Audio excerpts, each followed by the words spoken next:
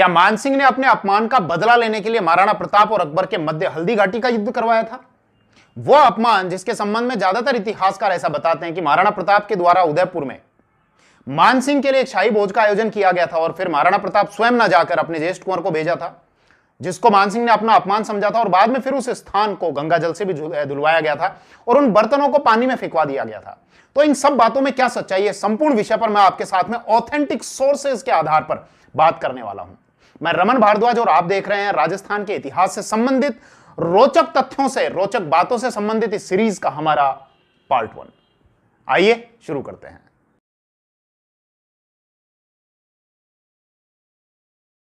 अब इस विषय को आगे बढ़ाने से पहले एक बार उन ऑथेंटिक सोर्सेज का हवाला दे देता हूं जिसके आधार पर इस वीडियो की प्रत्येक बात मैं आपके साथ करने वाला हूं। एक तो है उदयपुर राज्य का इतिहास, जो गौरीशंकर हीराचंद ओझा के द्वारा लिखा गया है। गौरीशंकर हीराचंद ओझा, जिनके संबंध में राजस्थान के इतिहास में रुचि रखने वाला प्रत्येक व्यक्ति अवश्य ही जानता होगा। इसके अलावा गोपीनाथ शर्मा, जिनके द्वारा लिखा गया राजस्थान का इतिहास। इसके अतिरिक्त Mewar and the Mughal emperor, Gopinath Sharma जो कि राजस्थान यूनिवर्सिटी में प्रोफेसर हुआ करते थे। इसके अतिरिक्त उस समय के लेखक अकबर के दरबारी, अकबर के नवरत्नों में से एक अबुल फजल, जिनके द्वारा लिखा गया है अकबरनामा और आइन ए अकबरी। इसके अतिरिक्त उस समय के ही विद्वान, जिनके द्वारा हल्दी घाटी के युद्ध का आंखों देखा हाल लिखा गया है, और वो है अब्दुल कादिर बदायूनी, जिनके द्वारा लिखा गया है मुंतखब उल तवारीख। इसके अतिरिक्त और भी सोर्सेज हैं, जैसे जगन्नाथ राय प्रशस्ति, वो प्रशस्ति जो वर्तमान में उदयपुर में एक मंदिर है, जगन्नाथ जी का मंदिर, और वहां पर उत्कीर्ण की गई है, सन 1652 ईस्वी में उत्कीर्ण की गई थी। इसके अतिरिक्त राजरत्नाकर और अमर काव्य वंशावली। अब जब इन सोर्सेज का हवाला देते हुए मैं आपके साथ में बात करूंगा तो इनके संबंध में थोड़ी बहुत जानकारी और दे दूंगा। अब सबसे पहले हम एक बार बात कर लेते हैं कि आखिर वो सोर्सेज कौन हैं जो ऐसा मानते हैं कि महाराणा प्रताप के द्वारा मानसिंह का वास्तव में अपमान किया गया था। मानसिंह को बुलाया गया, शाही भोज का आयोजन किया गया और फिर बाद में उन बर्तनों को उठाकर पानी में फेंक दिया गया, उस स्थान पर गड्ढा खोदा गया और गंगा जल से धुलाया गया। तो देखिए, एक तो है colonel James Tod. Colonel James Tod के द्वारा ऐसा माना गया है, और इसके अतिरिक्त रामकवि जो जयपुर के दरबारी हुआ करते थे, जयपुर के शासक जयसिंह के दरबारी हुआ करते थे, रामकवि, जिनके द्वारा लिखा गया है जयसिंह चरित्र। तो कर्नल जेम्स टोड ने इस संबंध में क्या लिखा है पहले वो बताता हूं कि मानसिंह जब उदयपुर आए हुए थे, अब उदयपुर क्यों आए हुए थे, पहले इस विषय को कनेक्ट करते हैं, फिर उनके साथ क्या हुआ था, फिर इस विषय पर बात करेंगे। ये तो हम जानते हैं कि अकबर की जीते जी दिली तमन्ना यह थी कि किसी भी प्रकार से मेवाड़ के स्वाभिमानी शासक, प्रातः स्मरणीय वीर शिरोमणि महाराणा प्रताप, उनकी अधीनता स्वीकार कर ले, अकबर की अधीनता स्वीकार कर ले, लेकिन ऐसा हो नहीं पाया था। अब अपनी अधीनता स्वीकार कराने के उद्देश्य से ही अकबर ने महाराणा प्रताप के पास में 4 शिष्टमंडल भेजे, यानी 4 दूत भेजे थे। एक भेजा था 1572 में, बाकी 3 भेजे थे 1573 ईस्वी में। 1572 में जो भेजा जलाल खां, आया चला गया, महाराणा नहीं माने। दूसरे मानसिंह आए चले गए, महाराणा नहीं माने। मानसिंह के बाद भगवंत दास और फिर टोडरमल। अब बाकियों के साथ क्या बात हुई, क्या चर्चा हुई, वो हमारा विषय नहीं है। इस वीडियो का हमारा जो विषय है वो महाराणा प्रताप और मानसिंह के मध्य हुए उस व्यवहार की व्याख्या करना।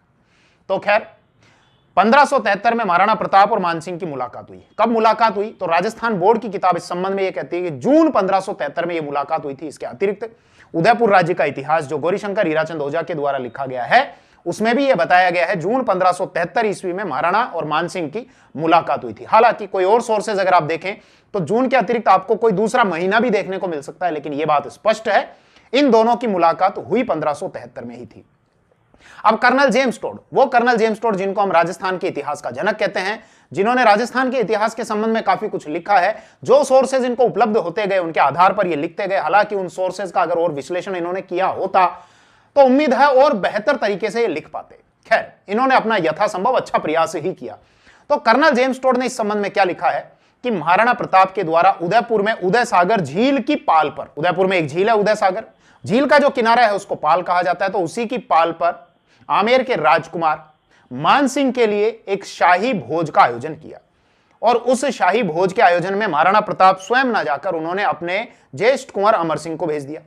अब मानसिंह ने जब महाराणा के न आने का कारण पूछा और इस बात को अपना अपमान भी समझा, तो ज्येष्ठ कुंवर ने यह कहा, अमर सिंह के द्वारा यह कहा गया कि आज महाराणा की तबीयत ठीक नहीं है, दरअसल उनके पेट में दर्द है, इसीलिए वो आज इस शाही भोज में आपके साथ में भोजन नहीं कर सकते। अब मानसिंह ने इस बात को अपना अपमान समझा। क्यों? क्योंकि जैसा सोर्सेज में लिखा गया है गोपीनाथ शर्मा की किताब राजस्थान का इतिहास, पेज नंबर 229। और इसी के संबंध में गौरीशंकर हीराचंद ओझा की किताब है उदयपुर राज्य का इतिहास, जिसमें पेज नंबर 369, 370 और 371 में यह जानकारी दी गई है। तो जैसा बताया गया वो मैं आपके साथ में चर्चा कर रहा हूं कि मानसिंह को यह लगा कि मेरी बुआ का जो विवाह है वो अकबर के साथ में हुआ है और शायद इसीलिए मुगलों से वैवाहिक संबंध होने के कारण ही महाराणा स्वयं मेरे साथ में भोजन नहीं करना चाहते। तो मानसिंह वहां से तुरंत खड़े हो गए और उन्होंने अमर सिंह को यह कहा कि महाराणा के पेट दर्द की दवाई मेरे पास में है।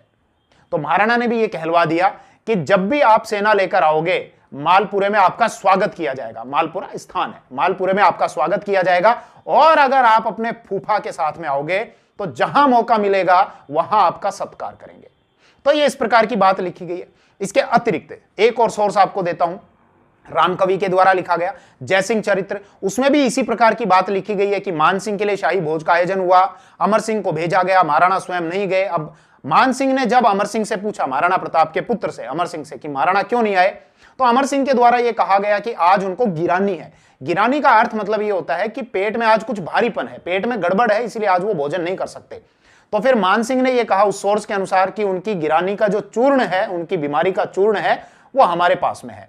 और यह कहकर मानसिंह खड़े हो गए और मानसिंह ने फिर अपना मुंह पोंछ लिया, हाथ पोंछा और यह कहा कि चुल्लू हम आकर ही करेंगे। चुल्लू का मतलब चड़ू, जैसे राजस्थानी में आप भोजन वोजन करते हैं तो उसके बाद कुल्ले किए जाते हैं, तो उसको चड़ू भी कहा जाता है, चुल्लू भी कहा जाता है और कुड़े भी कहा जाता है।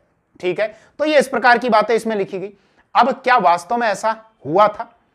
गोपीनाथ शर्मा इस संबंध में क्या कहते हैं? अपने सोर्स राजस्थान का इतिहास और Mewar and the Mughal emperor.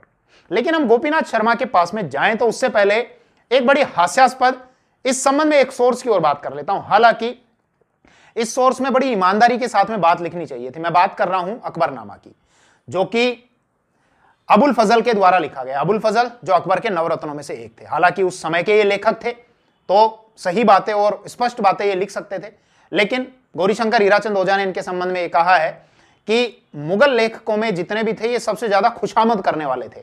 मतलब ये वही बात लिखते थे ज्यादातर जो इनकी सरकार को पसंद आए, जो इनके राजा को पसंद आए। अब अबुल फजल ने इस संबंध में क्या लिखा है कि महाराणा प्रताप और मानसिंह की जो भेंट है साहब वो गोगुंदा में हुई थी। गोगुंदा जो वर्तमान उदयपुर में आता है, जबकि अभी पिछले सोर्सेज में क्या बताया था मैंने आपको कि उदय सागर झील है जो उदयपुर में, उसकी पाल पर हुई थी। जबकि अबुल फजल क्या कह रहे हैं कि इनकी जो मुलाकात है वो गोगुंदा में हुई थी। और ये कह रहे हैं अबुल फजल कि भैया महाराणा प्रताप ने मानसिंह की अकबर की अधीनता स्वीकार कर ली थी। मानसिंह के हाथों जो भेजे गए थे शाही खिलत, उनको पहन लिया था, शाही खिलत को ले लिया था, और तो और अपने ज्येष्ठ कुंवर को बादशाह की सेवा में भेज दिया था। फिर आगे अबुल फजल ने यह लिखा है इस संबंध में, हालांकि इसका मैं खंडन कर दूंगा बड़े स्पष्ट तौर पर, आप सुनते रहिए।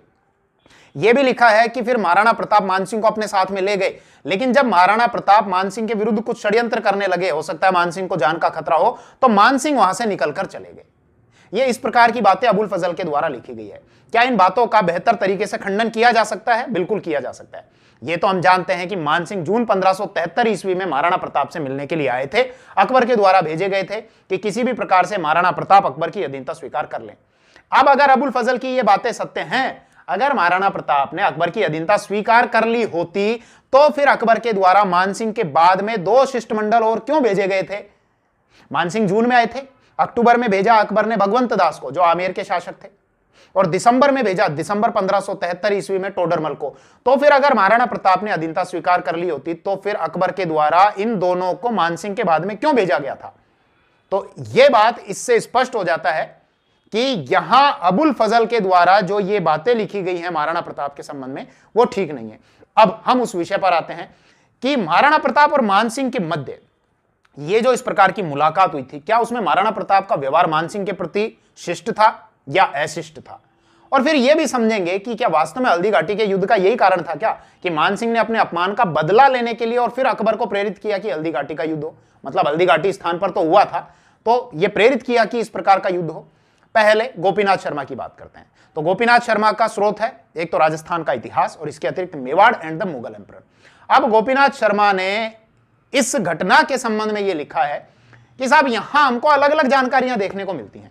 एक जानकारी तो ये कि कर्नल जेम्स टोड तो इस प्रकार की मुलाकात को उदयपुर में होना बताते हैं, उदयपुर में उदय सागर झील की पाल पर।